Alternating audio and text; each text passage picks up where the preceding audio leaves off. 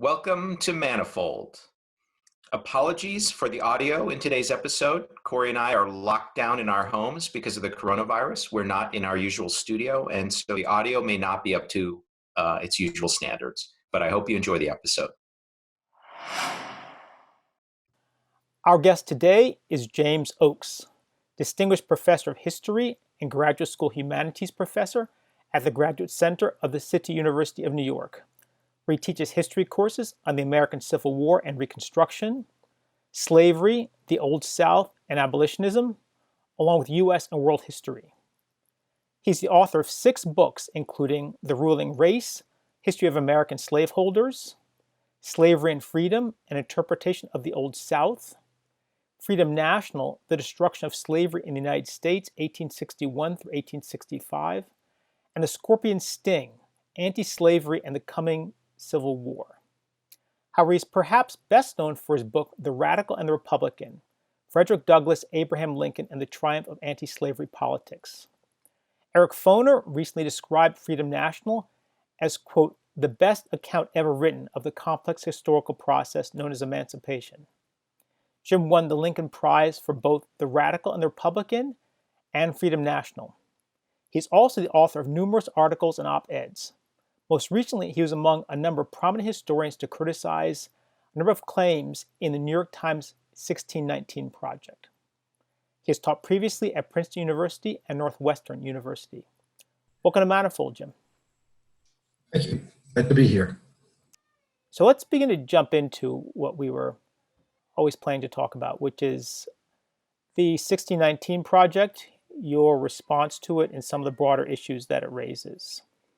So I want to start by trying to rephrase the basic premise of the project. And I'd like to get your response to the rephrasing and then ask you a question. So for our listeners who may not know, the 1619 Project, it's an ongoing project by the New York Times, started in August 2019, that had the goal of re-examining the legacy of slavery in the United States.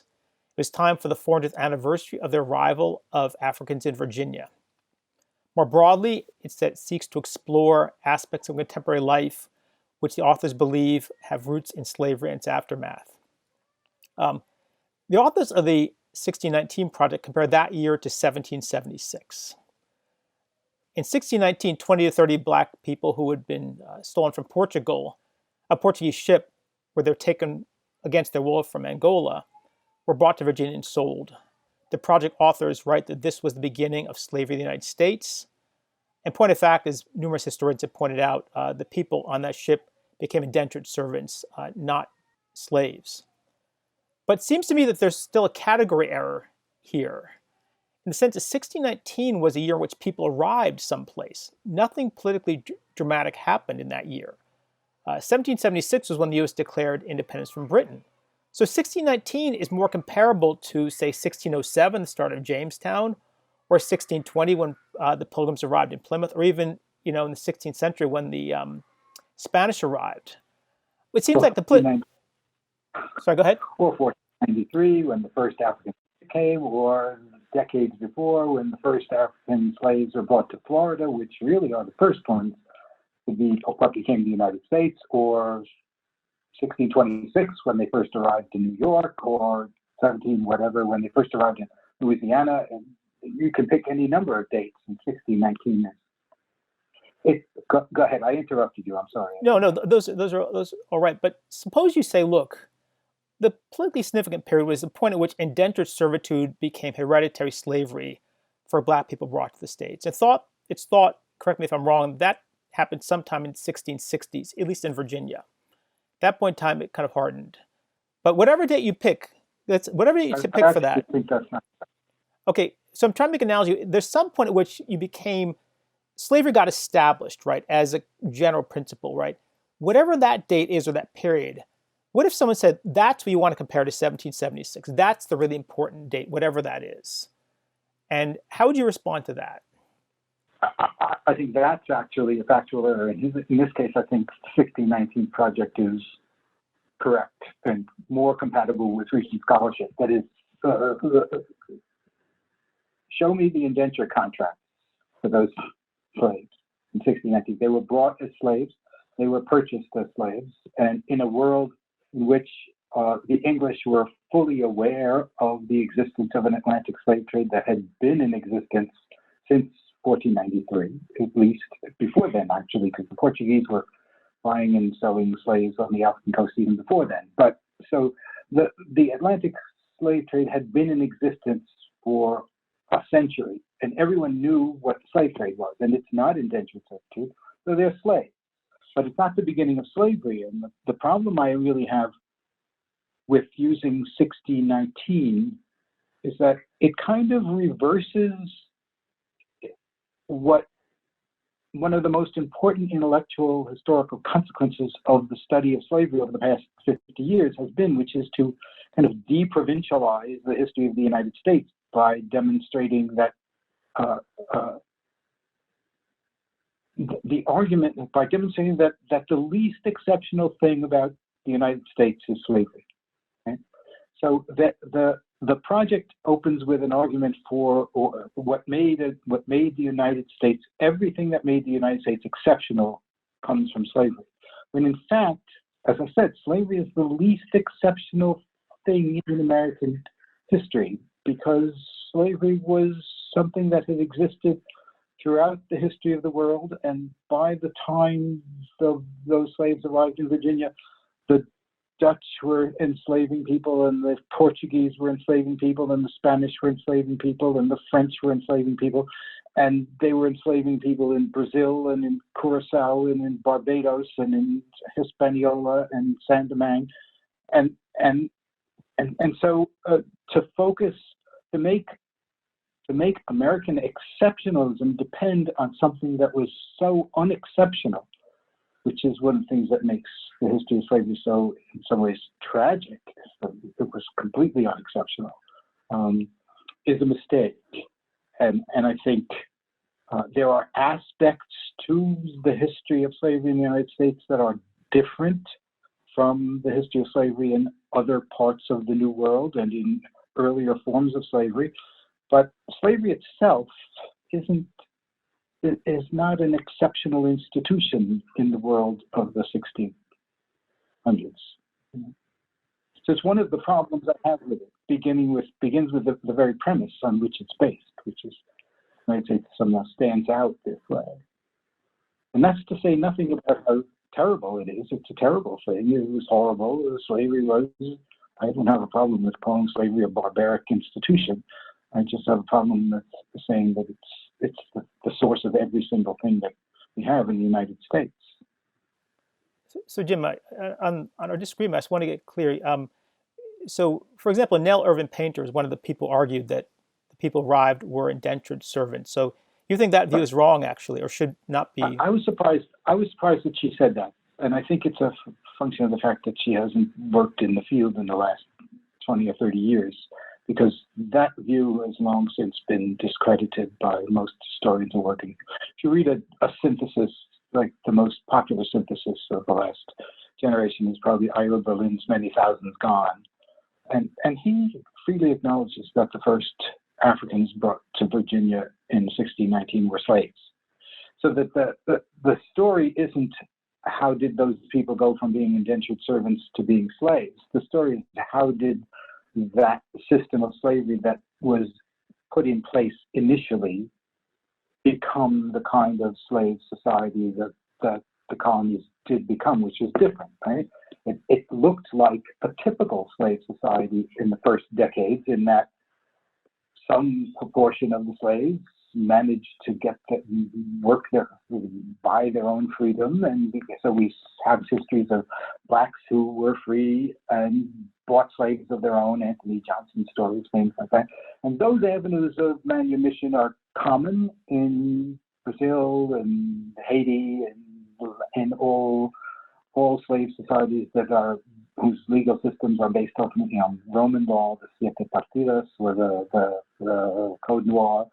And it's fairly common for large numbers of slaves to buy their own freedom. And that's what it was like in the very first decade, when we're talking about very small numbers in Virginia. It later takes on the characteristics that are typical of Anglo-Americans, slave societies in which property rights are far more absolute, and the church has far less influence, and the colonies are much more self-governing, and the property rights become so absolute that the avenues of self-manumission are closed off. That's what happens. The disappearance of slaves freeing themselves is a function of a shift in the nature of the slave economy, not a shift from indentured servitude to slavery. Again, I'll repeat the question I asked. Show me the contracts. Indentured servants sign contracts. Show me where they are. There's just no evidence that they were signing contracts that said, you know, I'll be freed after 7 years of working for you. It's not the case. Corey, could I ask you on behalf of the audience to frame this a little bit? So I think there are probably plenty of people listening to the podcast who are not familiar with the 1619 Project. So maybe you could start there. So I think the 1619 Project was an initiative by, it was in fact an initiative by a New York Times reporter. I forgot her name. Nicole Hannah-Jones. Nicole Hannah-Jones, yes. And as I said, I think she wanted to draw attention to the sort of a broader political motivation, I think, behind it, which was to draw attention to the inequities in current American society and to try to trace their historical roots. But then it turned from then into a fairly detailed series of essays about U.S. history and claims about what happened at the founding, the motivation for the U.S. to declare independence from Britain, the character of, at least the nature of Abraham Lincoln's beliefs about Africans and, you know, their potential future in the U.S. So I think it was roughly 100 pages when it was published. There are about 15 essays in it. And it's since expanded to become a high school curriculum. It's becoming a book.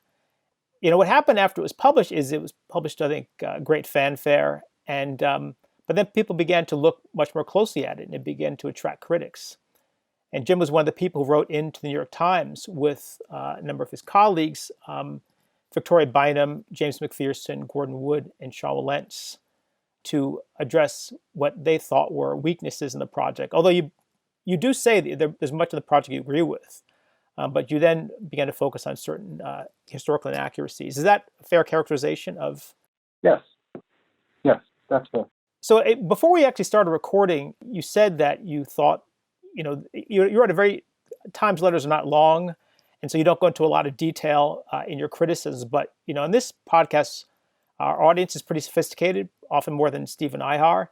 And so I really want to encourage you that we want to go into some detail with your critiques of the project and to get a general sense of the state of the debate. Because after you wrote in asking for correction, the Times responded largely saying, we're not going to change anything, but then they did change a few things.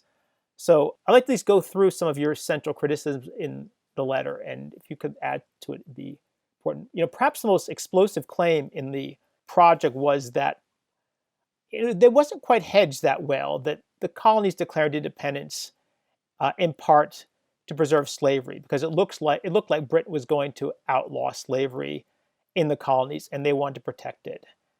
What's right or wrong in that claim? It's all wrong. That claim. That it's a standard. There is no evidence that there was a substantial anti-slavery sentiment in Britain at the time of the American Revolution. There's very little or no evidence that the reason the colonists were declared their independence was to protect slavery, because there was no real threat from slavery coming from Great Britain. It's a standard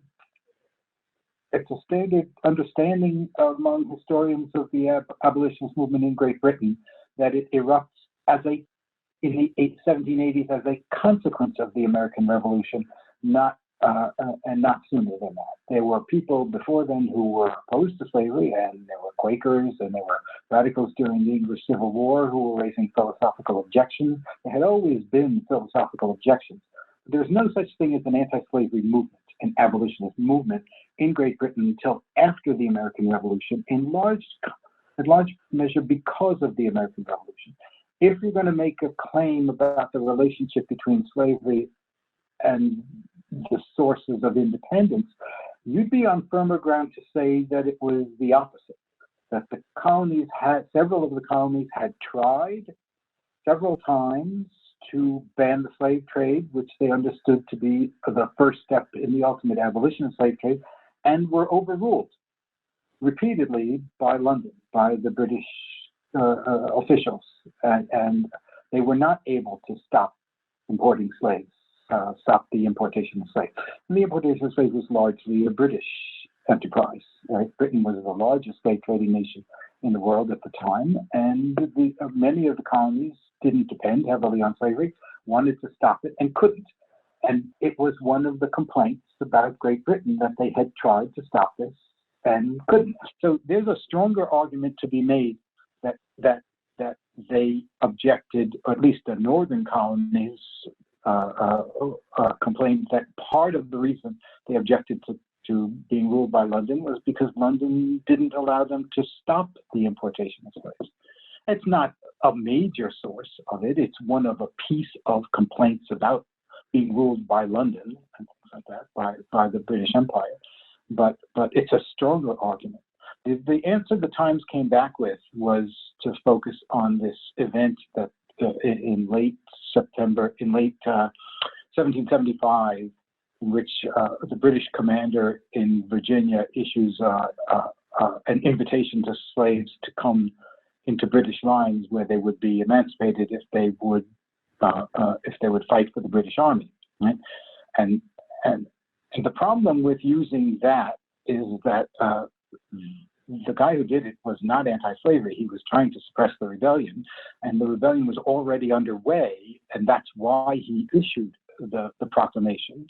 But one of the stories that the 1619 Project tells is of the first person to die in the American Revolution was Crispus Attucks in Boston, a fugitive slave, and it was 5 years before Dunmore's proclamation.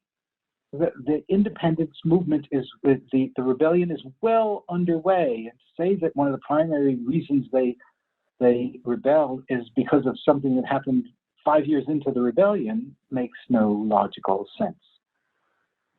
So the American Revolution, this is the other thing that's missing too. There is no such thing in the history of the world as abolition until the last quarter of the 18th century. And the first place, there are one or two other places where it happened that reminded, but the first significant place that abolition starts is in the new United States. In 1777, Vermont adopts a constitution abolishing slavery. In 1780, Pennsylvania adopts the first abolition statute in the history of the world. And it's followed by Connecticut, and then Rhode Island. Massachusetts abolishes slavery in 1780. The significance of the American Revolution for slavery, and what makes America exceptional in that sense, is that it's the first place that abolition starts to happen. And without that happening, you didn't have that happen. You didn't have ultimately New York, New Jersey, Pennsylvania, Rhode Island, Massachusetts, Vermont, New Hampshire. You didn't have all those states abolishing slavery, followed by all the Midwestern states abolishing slavery because the federal government kept slavery out of the Northwest Territories. There'd be no North and no South. And now imagine American history without a North that had no slavery and a South with slavery. So it's really the abolition of slavery that stands out as the most significant event in history in the American Revolution as far as slavery is concerned. Jim, at the time of the Revolution, was there any North-South split with regards to slavery? No. In 1776, 13 slave colonies declared their independence from Great Britain and became 13 slave states. It's during the Revolution, right? The next year, you start to get the northern states inspired by the Revolution largely, but also because slavery was never a major part of their economic systems, they begin to abolish slavery. Over and against the objections, the strenuous objections of the slaveholders in those states. Another claim that was pretty important and was criticized, again, was that largely blacks have fought for their freedom alone. Now, are you familiar with Benjamin Lay? I mean, there's a recent biography of him, I think about 2 years ago, and he was presented as really the first radical abolitionist. He was a Quaker, and sort of fascinating character. He was born in Britain, caused enormous trouble there because he objected to many of the hierarchies and features of kind of hypocrisies of religious life, lands in Pennsylvania, and then basically goes on his one-man war against slavery and other things in favor of animal rights, women's rights, et cetera, et cetera. Kind of a fascinating character, but people acclaimed him as the first radical abolitionist, pushing for abolition as early as, the early 1700s, mid 1700s. But one of the things you did disagree with in the letter also was the claim that African Americans have largely fought for their freedom on their own. And right. Is there anything you'd like to add to the claims in the letter? Well, again, think of if 13 slave states abolish, slave states withdraw declare their independence, and then they begin to abolish slavery. What is the role that slaves play in that series of events? They certainly support it to the extent that they can, but they are completely excluded from the political system. What did they have to do with Pennsylvania legislature's decision to abolish slavery in 1780? Now, they did in a sense that everyone knew they didn't like being slaves. Everyone knew that when they had a chance to accept freedom, they would accept it. They had the experience not only of Lord Dunmore, but they had the experience of slaves running away all the time. Everyone knew that slaves didn't like being slaves, and to the extent that they understood that, they fought. They agreed, but it was something that always required white allies. One of the things that makes the abolitionist movement in the United States so important and so interesting is, and that historians have commented on repeatedly, is that it was a biracial movement for a biracial democracy, to create a multiracial democracy. It was a movement of blacks and whites, and it could not have succeeded if it was blacks fighting alone against a more or less united phalanx of whites in opposition to them. At some point, the only way it could work logically is if the blacks persuaded enough whites to go along with it, but it still requires, even in that very limited sense, it would require allies, white allies. So it's part of the larger problem. That it's part of one of the larger analytical problems I have with the project is that it eliminates the conflict that slavery creates within American political and social life. Not a conflict between blacks and whites, but a conflict between people who supported slavery and people who opposed slavery. And the people who oppose slavery are not uniformly black people, they're whites. The issue of slavery arose, I'll give you an example. There were about 100 votes in the House of Representatives on slavery between 1790 and 1860. And in 95 out of those, 100 of those, a majority of Northerners in the House of Representatives voted anti-slavery. Anti-slavery commitment of the North is pretty consistent, right? The majority of Northerners don't like slavery. And the difference between 1790 and 1860 is that by 1860, the North was much bigger, much stronger, much more economically powerful, had a much larger population because the Northern economy attracted large numbers of people to it and made it more powerful in a representative government. And so you ended up, start with 1776, there are, as I said, 13 slave colonies withdraw and form a nation of 13 slave states. By 1860, there are the number of slave states has gone from 13 to 15, and the number of free states has gone from 0 to 18. Right? And one of the reasons the slave states secede in 1860 is because they can see the handwriting on the wall. They're about to be overwhelmed by a number of free states, the majority of whose voting population don't like slavery and would like to stop it.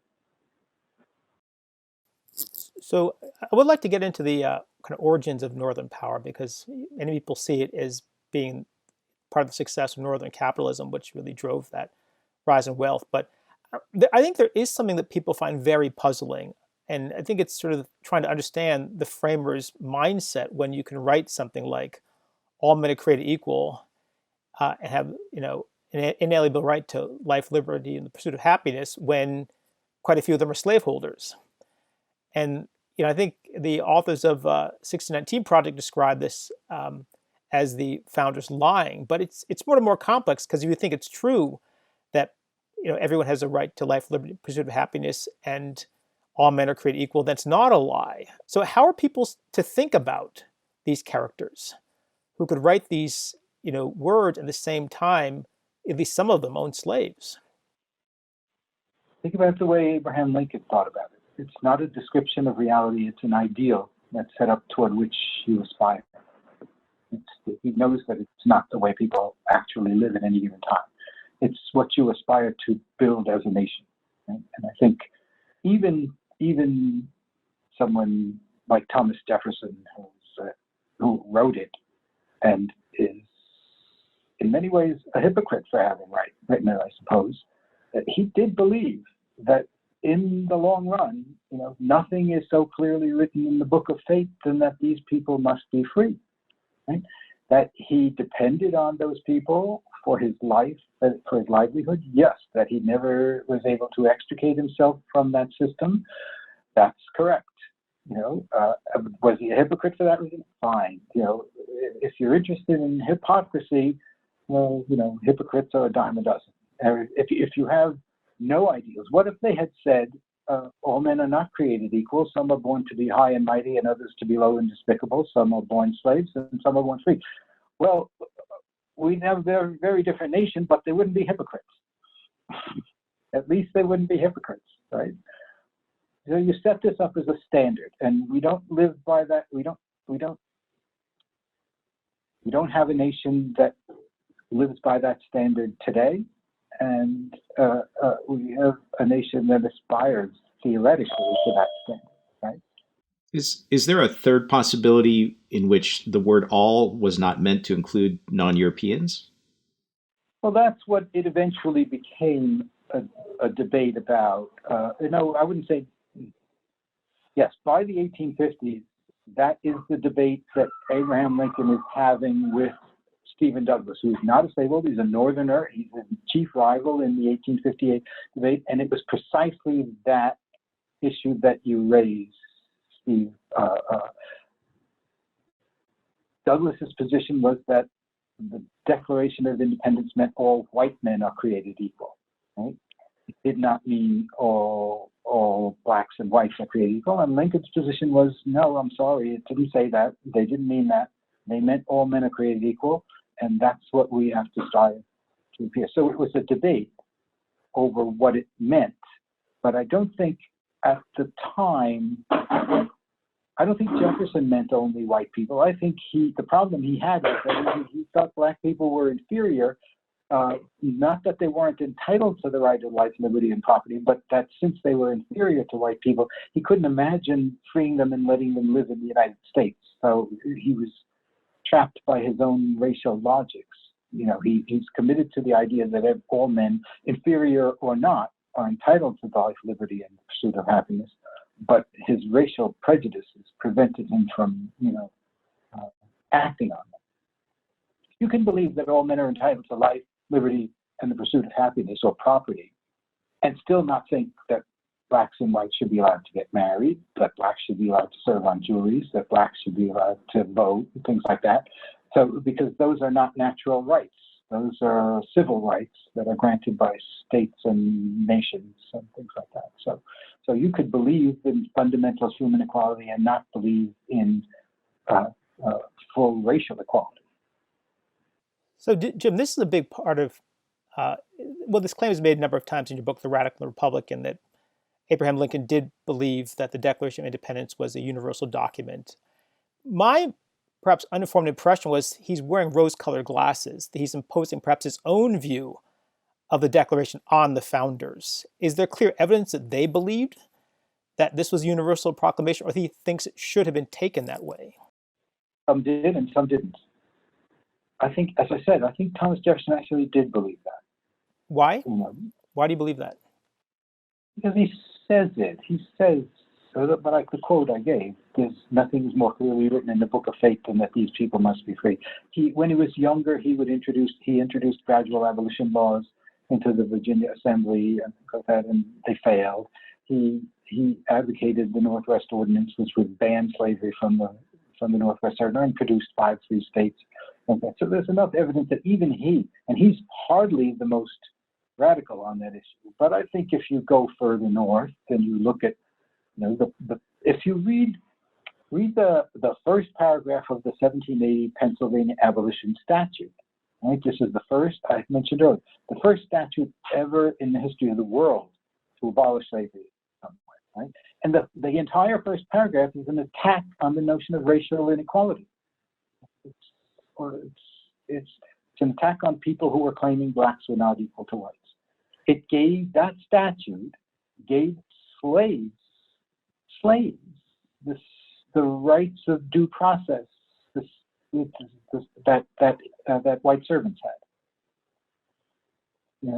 I think there's plenty of evidence that plenty of people did actually believe it. And there's a new book out just by Paul Polgar that says that the goal of the first abolition movement that produced these free states in the North was to incorporate the emancipated slaves into the United States as full equal citizens. And he's got abundant evidence for it. So those founders certainly did believe that the Declaration of Independence meant what it said, that fundamental human equality. And others in South Carolina, you'd be hard-pressed to find somebody who would say that. They're all founders. But I think it's from your interview with the World Socialist website.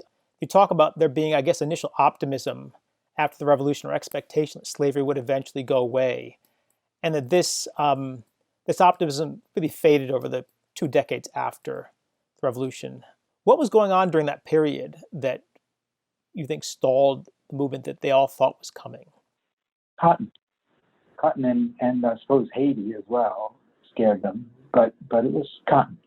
The tobacco, the American Revolution destroyed the indigo economy in South Carolina and Georgia. The tobacco economy had been foundering, and one of the reasons you get so many Virginians willing to sign off on vague, highfalutin statements about fundamental human equality and the end of slavery is because the tobacco economy was foundering, and they were all in debt, and they thought slavery was dying.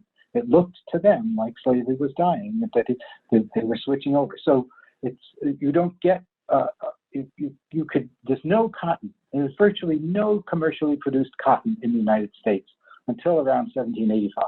Right? Nobody can even they can only imagine, and it can't be grown in any part of the interior of the South. Right? They could only grow Sea Island cotton on the coastline, because the inland cotton that became so famous had too many seeds in it, and they didn't have a gin until the 1790s that could make that kind of cotton commercially viable. And once they had it, it boomed. And once it boomed, it gave slavery a new lease on life that it hadn't had. That no one in 1776, much less 1787, could have imagined. There's no reason to think they could have imagined it. They had every reason to think it was. They had good reason to think it was dying. They looked at those states that were abolishing slavery one by one. They looked at the state of the economy, of the tobacco economy, and it was a reasonably good bet that slavery was going to disappear. And the problem was then, what are we going to do with all these free black people? So I guess I want to get in a little bit about the economics difference, because it sounds like cotton both saved the South. It saved the Southern economy to some extent, but there are forces also which accelerated growth in the Northern economy far beyond what was happening in the South. What were those forces? The 1619 Project argues that the economic drive was largely slavery, but if there's something very different in the North, it had to be another factor, basically, which accounted for Northern growth. Do we know anything about the growth rates of the economy at that stage in both regions? Yeah, pretty good. So we have this paradox where, on the one hand, the cotton economy is growing by leaps and bounds. On the other hand, the Northern economy is growing by bigger leaps and bigger bounds. Right? And they're growing in very different ways. That is, one way to say it is that the slave economy grew, but the northern economy developed, right? And the claim being made, this was actually my first objection to the 1619 Project, is the essay by Matthew Desmond, which summarizes an interpretation of the relationship between slavery and capitalism that I find not supported by the evidence. Right? So the wealth of the North is fueled by slavery. Slavery creates enormous sources of wealth, and they make a logical leap from the fact that the slaveholders were rich to the claim that that's why all of Northern wealth and all of American wealth, all American economic development grew. But again, step back the way I did earlier in this discussion and look at the larger history of Atlantic slavery and ask yourself why the largest slave economies in Brazil and Cuba, in Haiti, all ended up impoverished, and why the countries that were most heavily involved in the slave trade, Portugal, Spain, and France, did not develop as a result of their slave colonies. Right? If slavery is the source of capitalist development, then why didn't those most heavily involved in slavery develop off of slavery? They didn't. The countries that developed were the countries like England and the later the North, in large part, and it was their development that I think in large part drove the emergence of New World slavery. That is, the countries that had started to be developed in a capitalist way, they had free labor, and they had the free laborers were working for wages, and they became consumers, and they were rationalizing agriculture in the countryside and throwing off workers who were moving to the cities. And England in 1700 has 10 times as many cities as the entire rest of Europe has at that point. So they have a large consumer base. The same thing is happening in the North during even before the Revolution, and it's that transformation of that economy into a consumer-based economy in which the consumers were buying. What were they buying? They were buying sugar, they were buying cocoa, they were buying coffee, and ultimately they were buying cotton. Right? And it's the economic development of the northwestern part of Europe and the northern United States that is propelling the development of the slave economy. Right? The lines of dependency go the opposite of what the 1619 Project would have you believe. In that sense, capitalism is causing the rise of slavery, not slavery that's causing the rise of capitalism. You can make a different claim for the specific ways in which the profits of slavery did or did not help the Industrial Revolution, but the Industrial Revolution in the North is a broad-based phenomenon in which the cotton textile mills and Slater's mills and the Lowell mills are actually outliers. The basis of industrialization in the North is in localities that are making clocks and silverware and plates and hats and all sorts of things that are being built, and iron and the Industrial Revolution is a broad-based phenomenon in which those cotton textile mills are unusual, and they're not the major part of the process of industrialization. And in that sense, I would say, along with Gavin Wright, who is, I think, the best economic historian of slavery alive,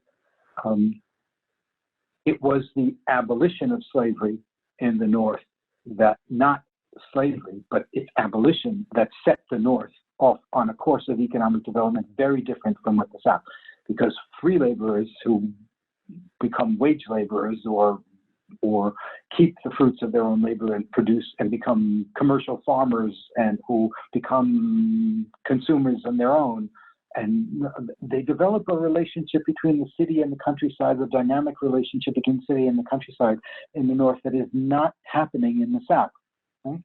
And it's the history of those economies becoming increasingly independent of the South that makes it possible for the North to go to war and not worry about the destruction of slavery.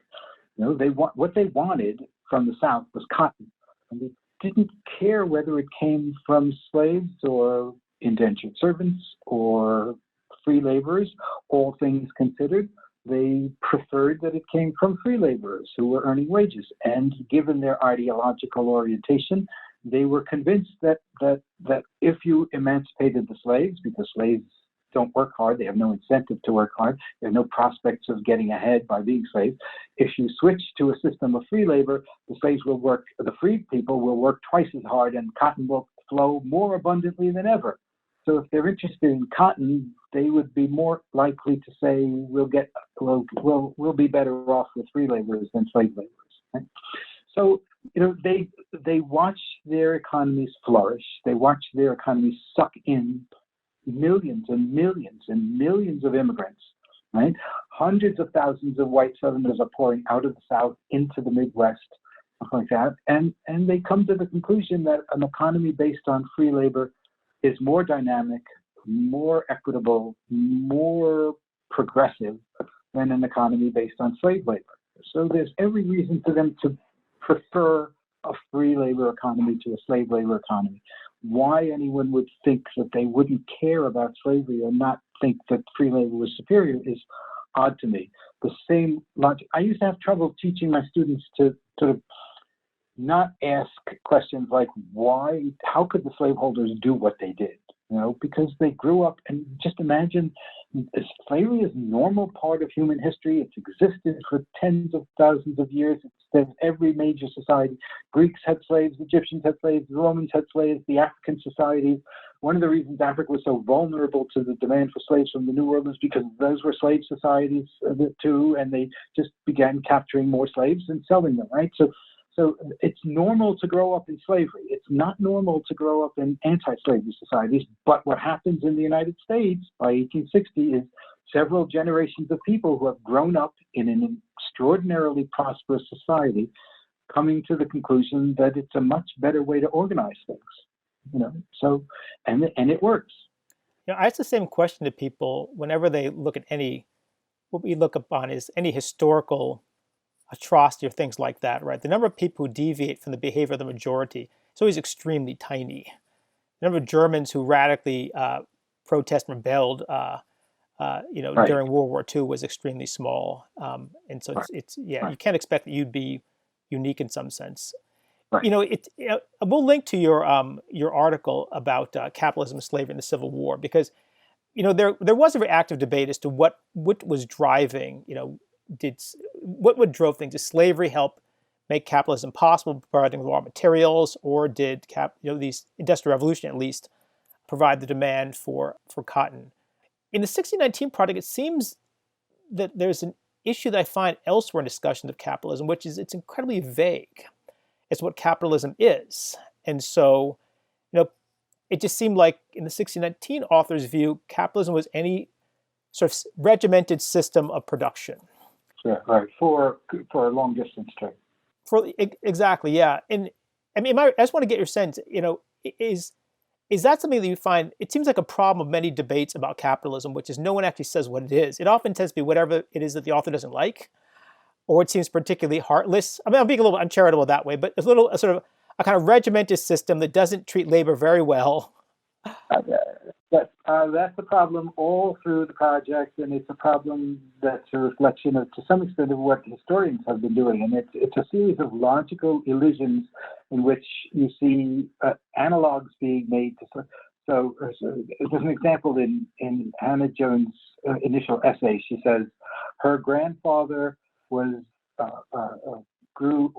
up on a plantation in Greenwood, Mississippi, where they stooped in the hot sun and picked cotton, just as their enslaved ancestors had done recently. Well, no, the likelihood is that he didn't pick cotton just as his enslaved ancestors did. He likely produced cotton as a sharecropper who had his own plot of ground and worked with his family, not under the direct supervision of an overseer, and was able, as a majority of sharecroppers were gradually able to do, save up enough money to buy his own plot of land, which is what you see in those in the biographies of in the histories and genealogies of the law students who are profiled at the end of the project. Their ancestors were landowners. who managed to buy land in the postbellum South. Right? And that's one of the logical religions is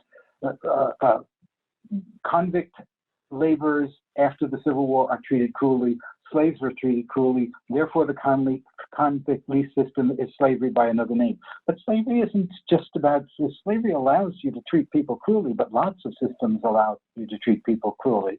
And it's not the cruelty of slavery that defines what a convict lease system is. In some ways, it's more cruel than slavery for the simple reason that the planter leasing a convict had no economic investment in that convict's well-being.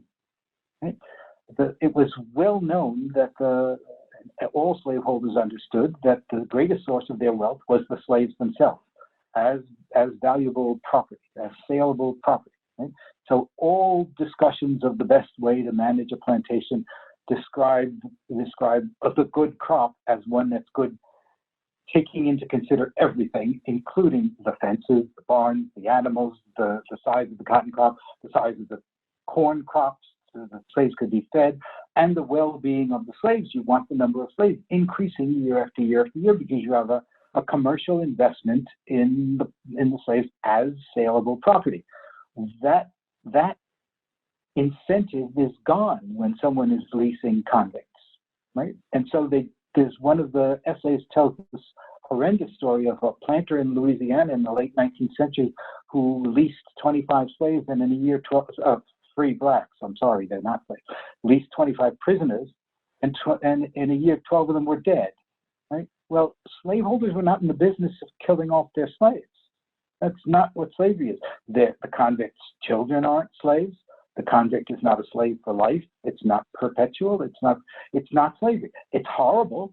It's terrible, but it's not slavery. But the whole project, in order to make these claims for the continuous treatment of blacks from slavery to the present, there are a series of these definitional, confusions that are required in order to make this argument for continuity. Right? So. And it happens all the time through that project because the political commitment, is saying everything we are right now, including rush hour traffic, comes from slavery. Right? And that tendentiousness imposes requirements on the essays and that create all sorts of logical flaws and equations of two different kinds of systems with different kinds of systems of oppression that are anti-historical in the sense that the material conditions that give rise to a convict lease system are fundamentally different in the late 19th century and early 20th century than the material conditions under slavery. And the conditions that create mass incarceration, that started to create mass incarceration in the last 20 or 30 years, and things that cause that, don't have very much to do with slavery. They have virtually nothing to do with slavery. They have to do with the conditions in the United States, in the political history of the United States in the 1970s and 80s and 90s that could produce these changes of laws, and it created an enormous increase in incarceration rates, in which the majority of those incarcerated are white, not black. So it's that push to make everything we are come from slavery that distorts that project for me and creates a series of, as I said, logical leaps, analytical confusions, definitional failures. It's a Desmond essay on slavery and capitalism. It's based on a body of literature that is widely criticized for precisely the reason you raised. They're going to write about capitalism, but they're not going to say what capitalism is. Right? And you really can't do that. I'm not saying you have to have one particular definition of capitalism. There are lots of them out there.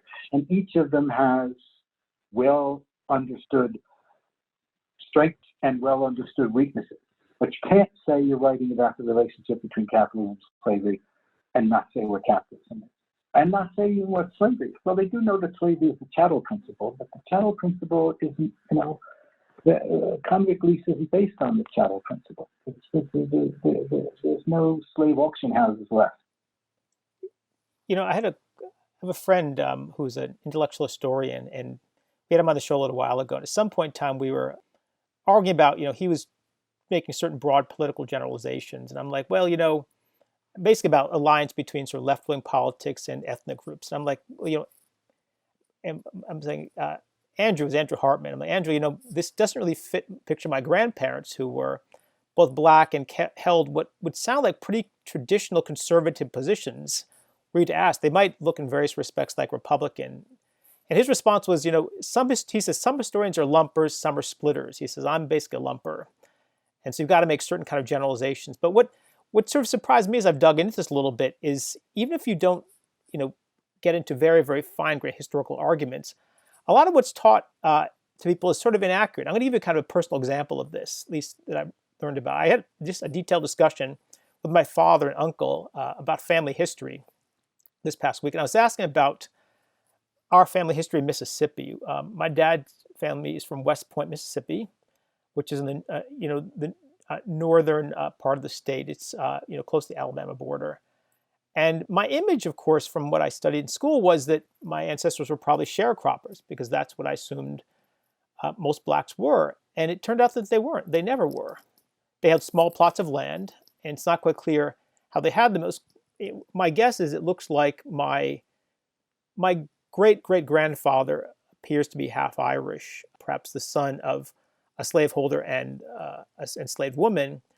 But since all of his descendants had their own plots of land, and his description of their life, they were children back then, so they spent time with their grandmother, who was either, in fact, their step-grandmother. Their grandmother turns out to be partly Native American, which is something that's often not quite discussed so explicitly. The racial lines weren't quite as hard and fast. She was born just after slavery, probably, and they lived in a community in which whites really were not present. I'm trying to get what was the sense of interaction with white people, and they said we really didn't. You'd go into town once a week to buy something at the general store, but for the most part, you just lived in this sort of small village, and the image of kind of this constant encounter with this sort of oppressive force wasn't there. It may be worse because it was fully separate, but it was just a society in which, they said we ran into white people when we went to the theater, and they had to sit in the balcony. But that was the extent of it. It was just a very different picture than I'd had from my education. And it wasn't such a clean picture, so maybe it didn't get taught because it didn't fit under large-scale theory. But I began asking various questions, such as, they seemed like, I used the term middle class. My uncle made very clear they were not middle class. He said they're stable. But I was trying to figure out where in the economic distribution they fell among Blacks. Were they exceptional or not? He said it was probably very hard to know. But it seemed like it was not an uncommon system in that area to have a certain amount of labor. So it was, again, a complicated picture, similar to a kind of picture you paint in your description of the ruling race, right? Which is that most slaveholders were not large plantation owners. It seems like that's part of what's being missed in a lot of this discussion. History is extremely diverse, and the plantation system was, in fact, not the norm for, at the very least, whites. For slaveholders, it wasn't the norm. Right. Yeah, and it wasn't clear to me it was to be the norm for slaves. Like the majority of slaves live in plantations, but the majority of slaveholders are not planters. But afterwards, it was unclear to me whether sharecropping was the norm for Blacks or whether this small landholder. Do we know actually whether the majority of Blacks were sharecroppers or not? In the early years, virtually all of them would have to be sharecroppers because there was no access to land. The point that I was making when I suggested you look at those biographies is that over time, the Black population in the South, the farm population in the South, increasingly owned its own land. And that's the goal in an agricultural society, to get your own land. And again, one of the logical confusions in the project is the piece on the racial wealth gap, for example, talks about the pattern of Black dispossession, right? But it's hard to know what that means when you're talking about a population of 4 million people who come out of slavery possessing nothing. When the history of possession among those people from the moment they're emancipated till the early 20th century is the gradual possession of land, right? And this happens, and it leaps in particular in the very years that disfranchisement is happening, when lynching peaks, when the worst forms of racial oppression, the nadir of Black life after the Civil War, as it's referred to, happens at the same time that Blacks in the South are increasingly buying and getting hold of their own plots of land. Right now, an argument has been made, and it's plausible that those two things are actually connected in the sense that there's actually a reference to it in the 1619 Project.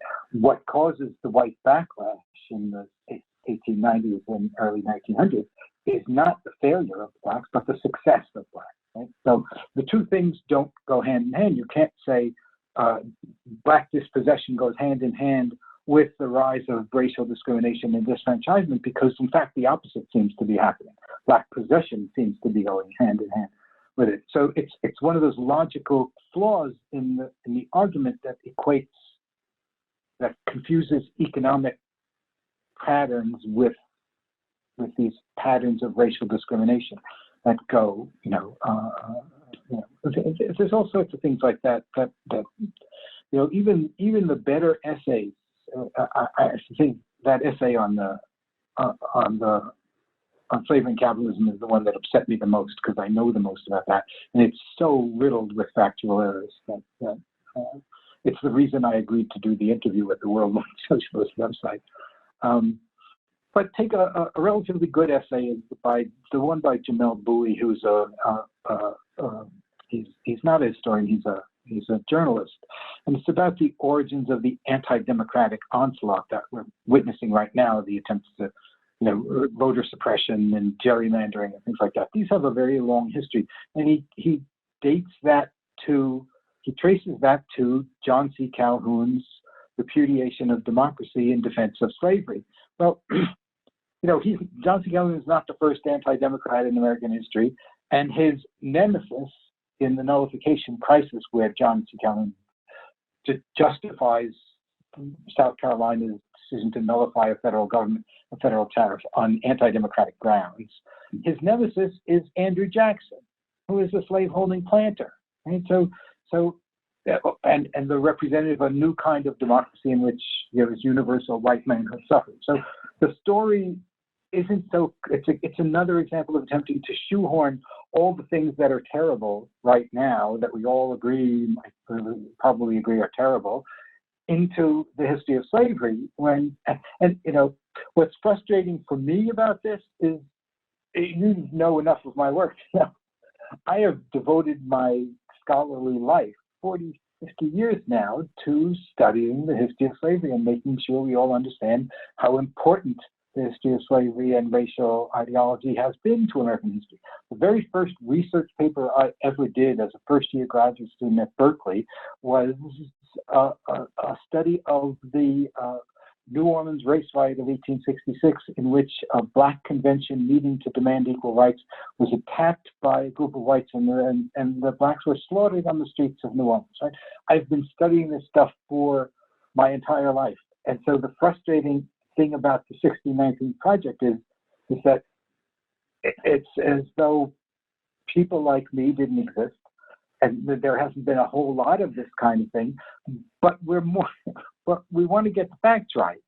And we want it to be logical, and we're historians. So we want to understand that racism, you shouldn't be talking about racism as something built into the DNA of the United States, because that suggests an unchanging, timeless, unhistorical understanding of what racial ideology is all about. When you should be asking questions like, what are the particular historical conditions in which you're likely to get an upsurge of racism? And what are the conditions that explain to us why, in the immediate aftermath of the American Revolution, there was anti-racism was the dominant force in Northern life, and why during the middle of the 19th century, suddenly there was anti-racism, and then in the late 19th century, an upsurge of racism, right? So you can't just say there's this unchanging thing called racism, because racism exists in very specific historical context and gives rise to very different kinds of problems, political and social and economic problems. And it's used in the 1619 Project because of this determination to trace everything back to slavery. it's used in a way that I say it's not just ahistorical, it's anti-historical. It's to show that nothing changes, and to the point where you have these reductio ad absurdum. To say that traffic jams in Atlanta come from slavery is crazy. Not even the essay from which she drew that observation in her introduction to the 1619 Project, not even the essay, which is by Kevin Cruz, a good historian at Princeton, says that. The essay she's drawing that conclusion from says exactly the opposite, that under slavery, the incentive for whites was to keep blacks close, but that with emancipation, an entirely different political calculus emerged in which keeping blacks and whites separated from one another took charge, and you started to get patterns of racial segregation in cities, and that the use of the interstate highway to block off, separate blacks from whites in cities creates these odd configurations of highways that are jammed up like that, and things like that. So it's exactly, the essay actually ends up saying exactly the opposite of what she says the essay says. You know, I often wonder whether this might just be Stephen have had this long discussion about culture wars, and to some extent there may be a luxury for people for whom life is not all that difficult to worry about certain kinds of things. But I often wonder whether this is a generational phenomenon. I talked to my father. My father says quite openly, he's like, look, I grew up in apartheid. My dad's now a retired professor at University of Massachusetts, living in Amherst, Massachusetts. And he's like, look, it's utterly astonishing the changes that happened since he was a kid. He was born in West Point, Mississippi, moved to East St. Louis, a time when East St. Louis was doing pretty well, but later things went bad, but ended up, at Rutgers, then at UMass. He couldn't really imagine, right, the kind of change that happened. But even if you go back, right, even if you go back to Mississippi at that time, and this is something I learned in this conversation with them, which is, and I think there's a certain picture of white-black relations as being really like there's a wall between them. My grandfather, who was born in 1915, had a white friend. And in the when they were about 15 years old, they started a business together. And they bought a cow and they slaughtered it. And it turned out that my grandfather had pretty good skills at slaughtering. So they carved the cow up and they sold it. They basically took a kind of wheelbarrow, something larger around, sold the meat and bought another cow. And they built this thing into a pretty significant business. So I was just sort of surprised because I didn't expect this type of relationship to exist. At some point around early 30s, my grandfather was 20 or so. The business was booming, but he realized he actually couldn't be a full partner in this business. It just wasn't in the cards in West Point, Mississippi at that time. So, but the guy said, look, but you always have a job. You may not be partner, but you always have a job. My grandfather eventually left the area, but this business, which was grew up to what's called Bryan Foods, was eventually bought by Sara Lee in the late 60s. It was one of the largest meat packers in the country, in the region at the time. But it kind of showed a complexity to relations which were just unheard of. And it's quite clear that life got better over time for Black people. But even at the time, there are these really complex interactions. My father describes his grandmother, when he'd go back for the summer from East St. Louis to West Point, Mississippi, his grandmother would take them around. And this was probably the mid-40s. At some point, he describes being in town and these young white kids inviting him to play baseball with them. And he starts playing with them, and she comes out of the store, basically grabs him by the collar and rips him away. It's like, this is not something you should be doing. But it's her basically imposing that line rather than the kids at that time, right? Again, things weren't great back then, but it was a very different picture, and much more complicated picture of actual human relations. And I really wonder if people who are in their 80s would have the same view that things have not changed, because I don't think they do. And so I wonder whether you've sensed this is a generational gap in people, where they're just not aware. I don't think it's generational so much as it's. I tend to see that kind of argument about nothing's changed as most prominent in sort of what the Black political scientist named Adolph Reed calls the Black professional managerial class. It's like Hannah Nicole Jones, who's worked as a very well-paid reporter for the most prestigious newspaper in the world, saying nothing's changed. I've heard tenured professors at the University of Chicago, an African-American professor, ask whether or not, I don't think we've ever been emancipated, right? A tenured professor at the University of Chicago making a statement like that, it can only be rhetorical, right? You can't be serious unless you're, there's what a Marxist would call idealism here, right? It's taking an idea, white supremacy or racism or whatever, and tracing it through time and seeing the same basic idea, and with no sense that there are underlying conditions that change, political conditions that change the valence of that change the meaning of that make it salient in one context and not in another context. And you could do that with any idea that persists. You could say that everything that's terrible about the United States, and there's lots of things that I think are terrible right now about the United States, all goes back to the fact that the United States is basically a Christian country. And I can finger Christians at every step along the way, defending slavery, defending this, defending inequality, defending all sorts of terrible things. And it's the same idea right now of, fundamentalist Protestants,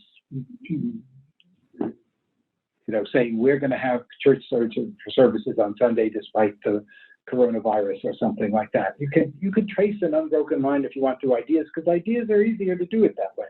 It's the material conditions of life that are changing dramatically and affecting different people in different ways. But it's that when you start saying that something like an idea is built into the DNA of the United States, and that becomes your through line, you've erased historical change for a particular purpose, to make certain claims in contemporary politics. And that's most attractive as an idea, I think. There is no such thing as, this is another thing that my friend Dale Reed says, there is no such thing as the Black community, right? They're just. I say that too, actually. I say that too all the time. There is no such thing, right? And that what the Black professional managerial class talks right now isn't necessarily what working class Blacks talk and need and things like that. And I think what we're getting in the 1619 project is a distillation of a certain. So look for example at the way they deal with the well-known fact of the rising economic inequality of the last generation, right? But if everybody knows that this has happened, everybody can think of the various reasons why this has happened, but they really aren't focused on why that has happened. They are focused on one particular aspect of it, which is the disparity between whites and Blacks, which is not explaining why the wealth gap has happened, the financialization of the economy, the shift to jobs overseas, all the various things that have real meaningful effects on the lives of working people who are disproportionately Black. But by focusing on disparity rather than the source of the inequality itself, you're focusing on the idea of racial inequality and racial difference that you can trace a through line through without actually having to deal with the actual question of what is causing this to happen right now. Why did this happen over the last generation and things like that? That is again something I associate with a particular class of people, not with any uniform Black community or uniform white community. It's funny when people talk about the Black or the white communities, because it's obviously a kind of ridiculous notion on its face, a community consisting of tens of millions of people. But it seems to be it's easy for ideological generalizations to be made on that basis. Let's just draw back. So I know we've taken a lot of your time. Let's step back and begin to try to look at the significance of this debate. Now, what I'd like to understand is, what do you think the significance is of the debate over the 1619 project? Is this something? Why should this be of interest to non-historians and non-academics? What's at stake here fundamentally? I would let me start with the specific. The thing I liked about Jamel Bouie's essay on the struggle over democracy and anti-democracy is because he frames it as a conflict that has existed in various ways over time. You don't have to located solely in the defense of slavery. But if you frame these issues as persistent conflicts that erupt in different ways in different times and have different consequences, that then you're closer to being historically grounded and specific, and you can explain things much better. And why in one set of conditions do the anti-racists win, and why in another set of conditions do the racists win? I mean, that's a little simplistic too, but at least it stops you from talking about entire groups of people who are monoliths, right? When all the evidence suggests that. I mean, look at what happened in the South Carolina primary, right? It's clear from the outcome of that vote that blacks in South Carolina, like whites in South Carolina, are much more conservative than blacks and whites in Detroit, right? So there is, you cannot assume that all blacks are going to vote one way and all think one way. One of the points that Nicole Hannah-Jones makes, and it's a good point, is that African Americans are more likely than any other group, if you frame it that way, to support Medicare for all or universal health care.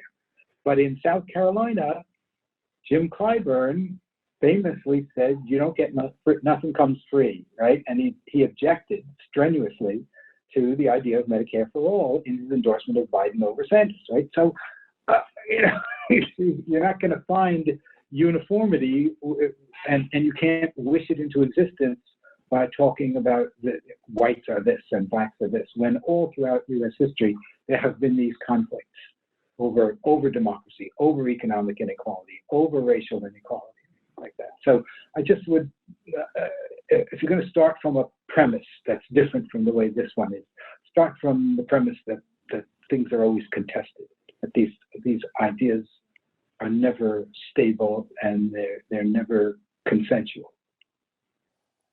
And I guess I'd add that people are variable, and that even people who have the same skin color are quite variable. It's sort of an obvious point, but you spend time in any region of the country, and you're going to get very different attitudes on, whether it's any contentious issue of the day.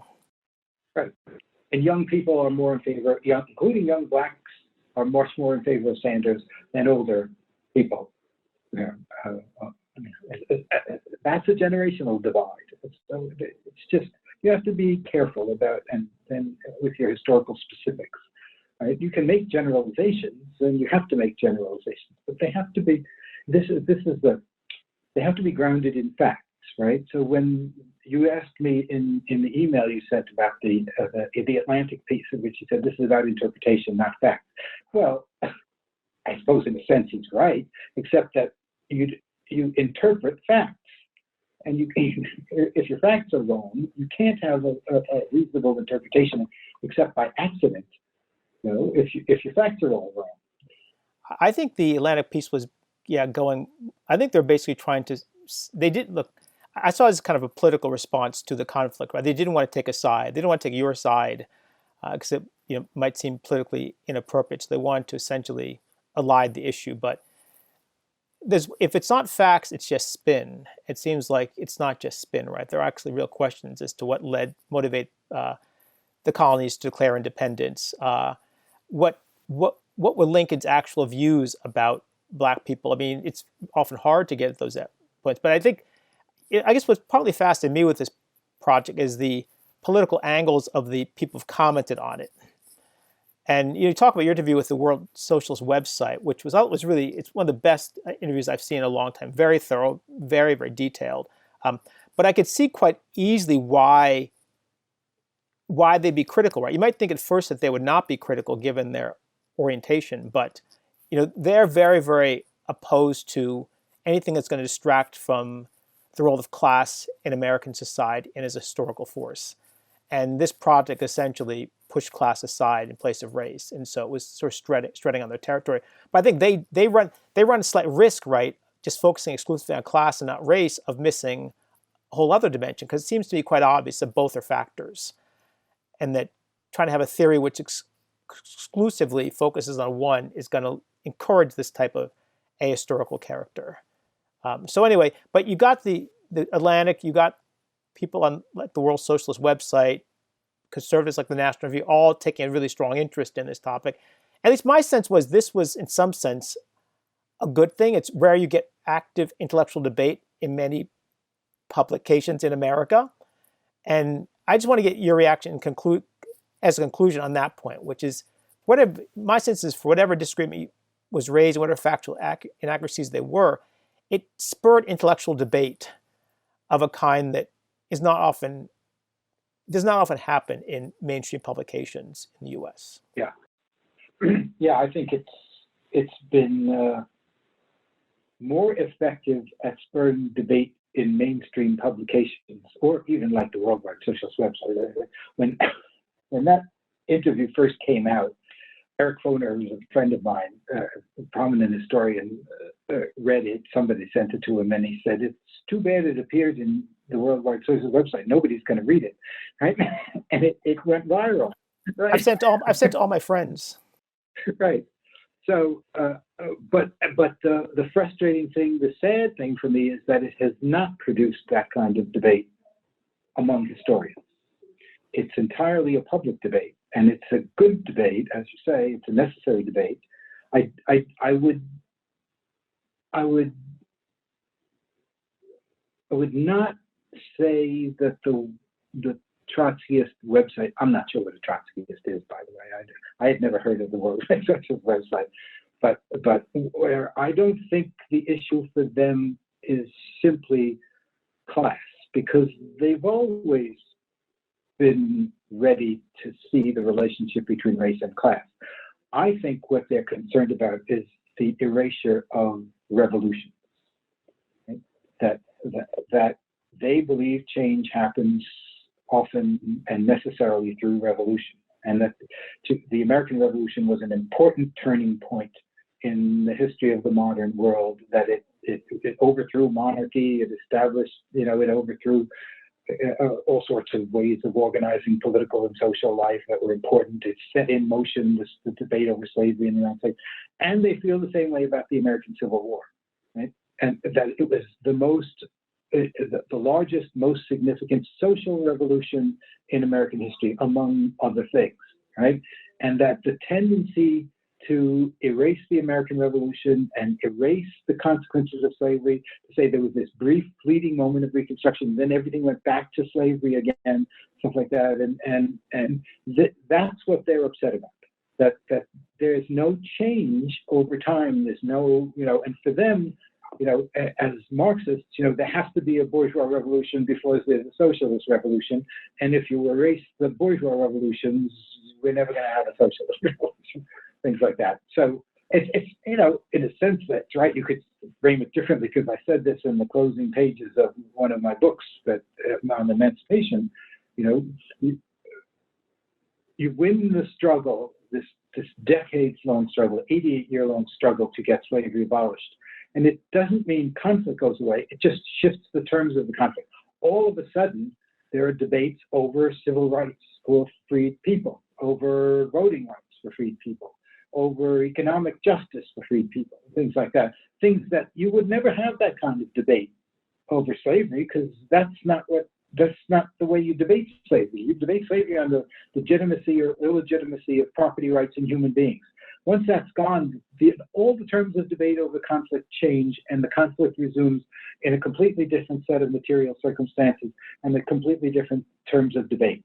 Right? And that's what they're objecting to, the worldwide socialist people, I think.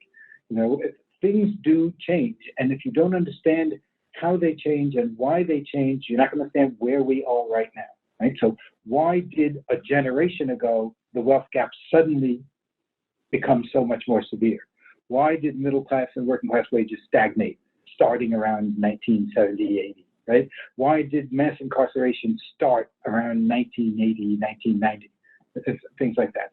These are recent developments that require that they be put in the context of what would they say, neoliberal ascendancy or something like that. They'll have very specific explanations for why these things arose at specific moments in the recent history of the United States, and to emphasize continuous lines of, through lines that go all the way back to slavery is to misdiagnose the problems we're facing right now.